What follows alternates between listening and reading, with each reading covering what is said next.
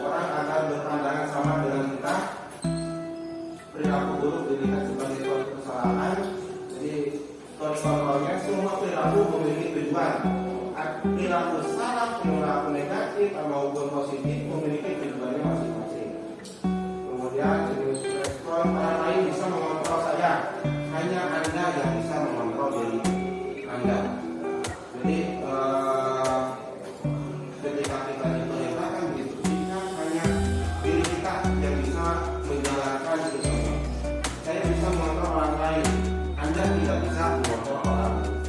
Pembahasan ada pada saat dilakukan dengan kolaborasi dan konsensus menciptakan pilihan yang baru.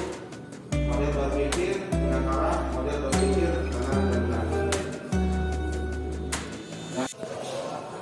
Motivasi eksternal.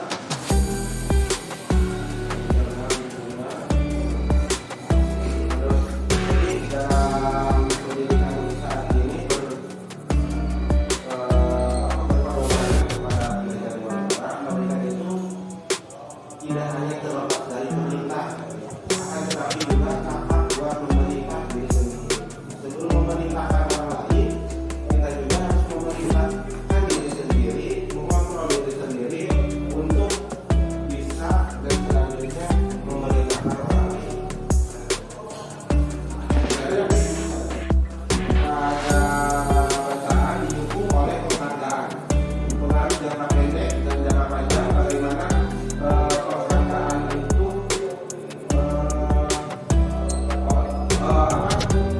didukung.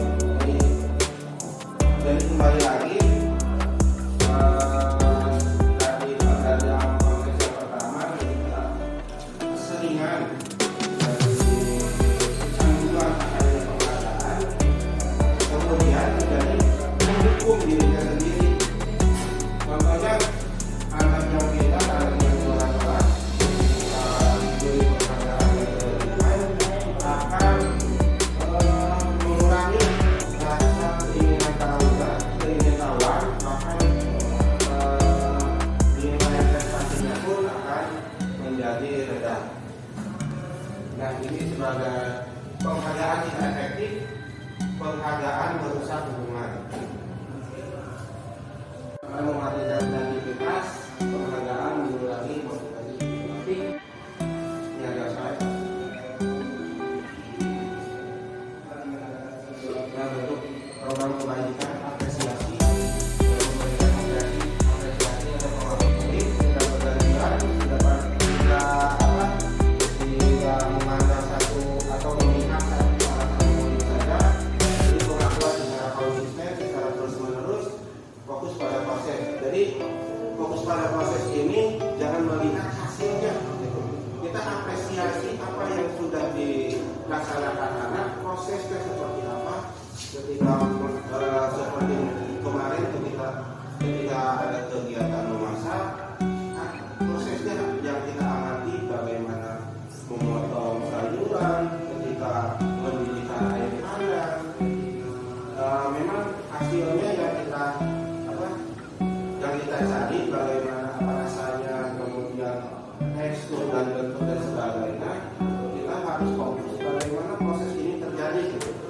Ketika hasil yang kita dapatkan, ada proses yang begitu panjang, yang begitu kompleks yang terjadi pada kegiatan sehari-hari.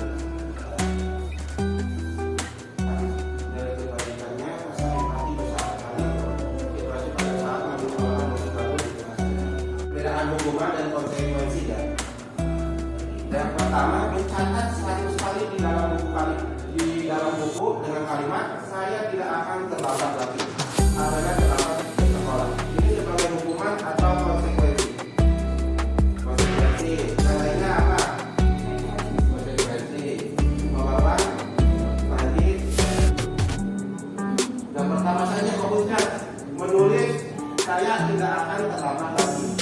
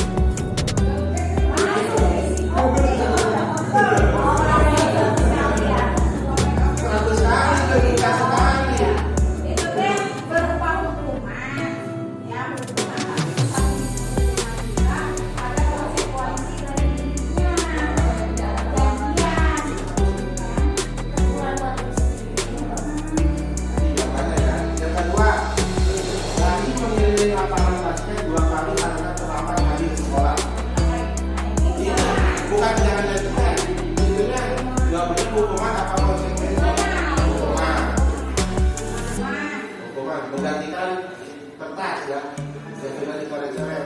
Melihat konsekuensi yang lainnya hukuman.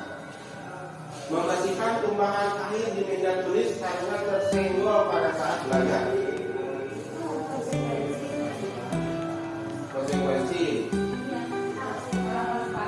Konsekuensi itu adalah hukuman dengan tanggung jawab yang telah dilakukannya.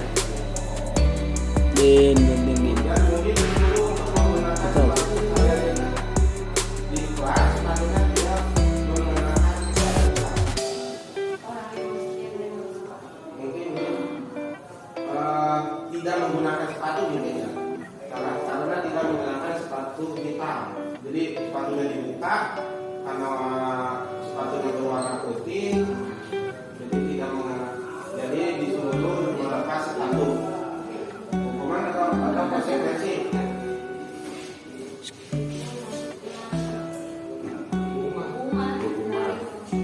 Tadi mengelilingi lapangan basket 2 kali karena selama 10 menit untuk pelajaran PJOK. Untuk pelajaran PJOK dari bawahinya. Hukuman atau konsekuensi. Hukuman. Nah, sekarang ini ada jawabannya. Nah, disuruh sama guru supaya jerak.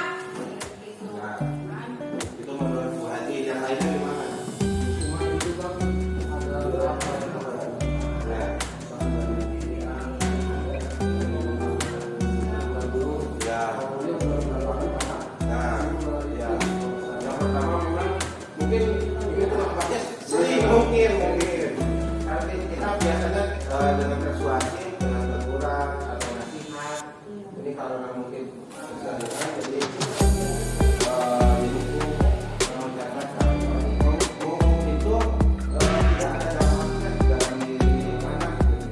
Kalau konsekuensi ada dampaknya, ada perilaku yang menjadi lebih baik lagi, menjadi apa namanya, jadi bisa mengontrol dirinya menjadi yang lebih baik. Pembelajaran dari mengenai lapangan basket hukuman, boleh diminta pusat, boleh uang, menggantikan kertas dan teman yang telah dicoret-coretnya. Konsekuensinya karena sudah mencoret temannya, jadi harus menggantikan. Nah, ini perbedaan hukuman dan konsekuensi bisa dibaca ya, dilihat.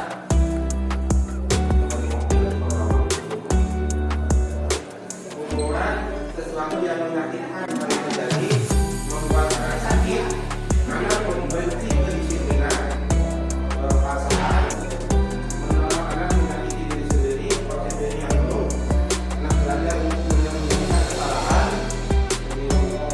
tidak mengakui kesalahannya, marah, merasa bersalah untuk melakukan kalau konsekuensi sesuatu harus terjadi membuat anak merasa tidak nyaman dalam jangka waktu pendek, anak menghargai disiplin, stimulus tanggapan, mendorong anak agar mudah menyesuaikan diri, konsep diri yang baik, anak belajar untuk memajukan. Ini perbedaan hukuman dan konsekuensi. Nah, ini ada konsep yang terbaru. Apa itu restitusi? Jadi selain hukuman dan konsekuensi, ada restitusi. Restitusi adalah proses menciptakan kondisi bagi murid untuk memperbaiki kesalahan, sehingga mereka bisa kembali pada kelompok mereka dengan karakter yang lebih kuat. Restitusi juga merupakan proses kolaboratif yang mengajarkan murid untuk mencari solusi untuk masalah mereka dan membantu murid berpikir tentang orang seperti apa yang mereka ingin menjadi, tujuannya apa menggunakan atau melakukan perilaku tersebut. Nah, ini ciri-cirinya. Ciri-ciri restitusi bukan untuk menebus kesalahan, namun untuk belajar dari kesalahan tersebut. Ketika anak terlambat, ketika dilakukan restitusi, anak tersebut belajar dari kesalahannya dan tidak mengulangi lagi dan menjadi perilaku yang lebih baik.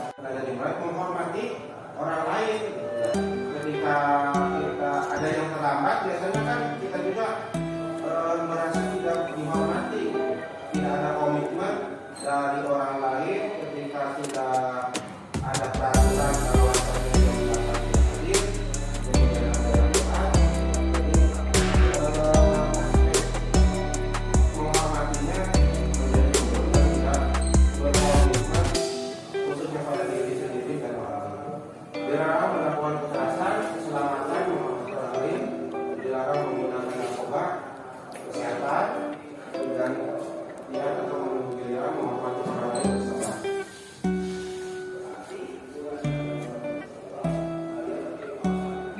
Ini kebutuhan dasar manusia, kasih sayang dan rasa diterima, kesenangan, kebebasan, penguasaan dan bertahan hidup. Jadi sebagai kebutuhan dasar manusia, setiap manusia pasti mempunyai kebutuhan yang seperti ini.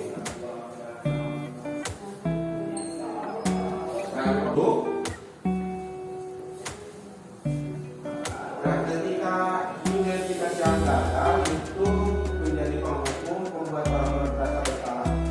Nah, ini sebagai identitas posisi kontrol ada penghukum membuat orang bersalah, teman, pemantau, manajer. Nah, diharapkan ketika kita menjadi penghukum, kita selanjutnya menjadi pembuat orang merasa bersalah gitu, dan seterusnya menjadi teman bagi mereka, mengeluarkan alasan-alasan pemantau dan mengukur apa peraturannya. Jadi ketika kita ada di posisi dari dua posisi itu, kita pilih atau kita disadari dalam 5 posisi kontrol ini kita sudah di posisi mana coba? Boleh dia melihat sudah di posisi mana? Sebagai guru ke siswa, apakah penghukum? Jadi menghukum oleh budak, karena apakah membuat orang merasa bersalah? Apakah teman, pemantau, atau sudah menjadi posisi manajer? Apa yang teman? Yang lainnya bagi pemantau.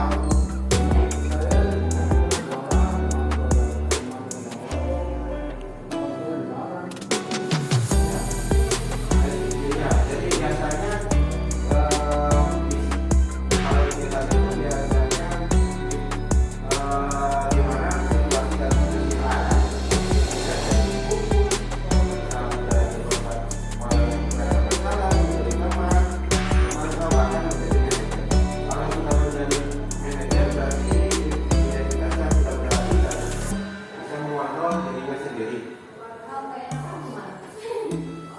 dilihat lagi, jadi hukum dan konsekuensi dan restitusi tadi. Jadi gimana situasi dan kondisi yang ada, apakah jadi setiap orang ini berbeda-beda pasti. Nah, ini ada pertanyaan, pernyataan. Ketika dikatakan dengan orang yang punya posisi kontrol yang berbeda, ya, tadi ada penghukum, teman, pemantau, manajer. Saya kecewa sekali dengan kamu. Berarti itu membuat orang merasa bersalah.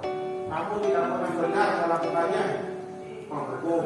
Ayolah, lakukan demi ibu, bapak, gitu kan teman. Apakah kamu mau mendapatkan stiker bintang hari ini? Pemantau, manajer. Bagaimana kamu bisa menyelesaikan masalah ini? Jadi ditanya. Kalau bagaimana kan ada pendapatnya, ada opini dari siswa bagaimana menyelesaikan masalah ini. Kamu selalu yang paling terakhir. Nah, ini peraturan pemantau presidensi, nilai-nilai manajer yang memperbaikinya. Nah, kalimatnya juga berbeda ya. Kalau misalnya peraturan pemantau konsekuensi atau pengadilan, kalau kamu tidak sedikit, saya akan beri hukuman untuk membuat tidak.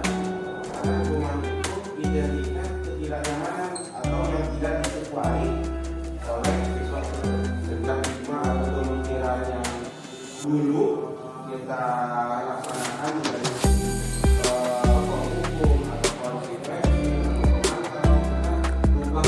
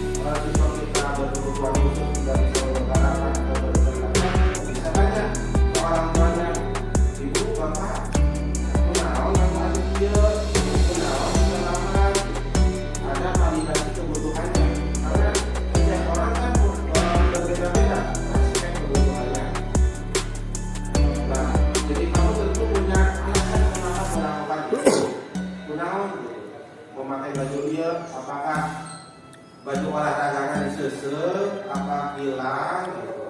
Kan berbeda-beda. Pasti dengan segitiga restitusi ini. Kemudian menstabilkan identitas dengan mempertanyakan setiap orang pasti pernah melakukan kesalahan. Setiap orang bahkan kita juga sering melakukan kesalahan atau pulang tidak tepat waktu. Misalkan anak sudah waktunya pulang ke guru, kemudian gurunya belum mencapai aspek yang sudah dilaksanakan atau ada penilaian yang kurang, misalkan kita ditambahkan waktunya.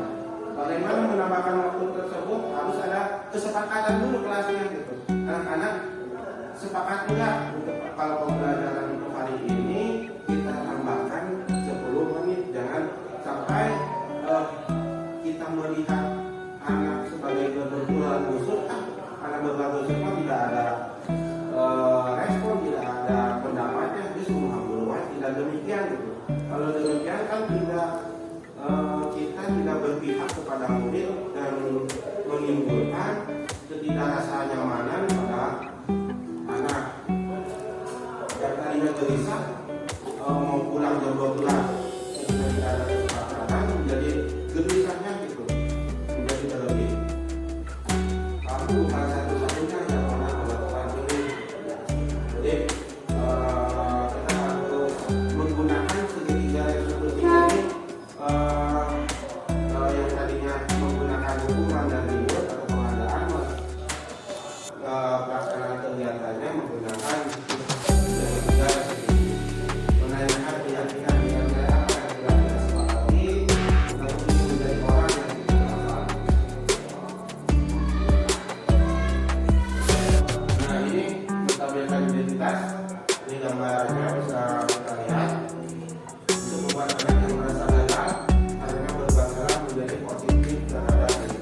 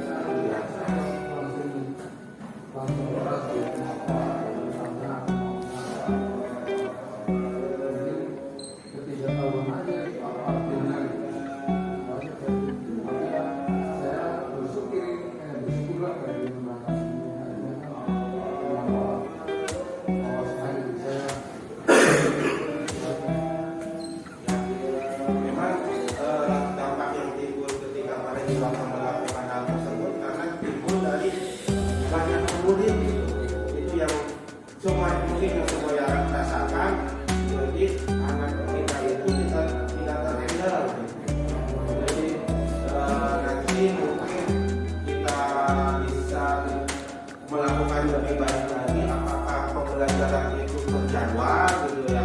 Bisa si ini mah jamnya di jam 8 sampai jam 9 mungkin.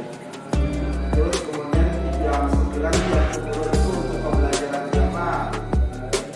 Itu ya.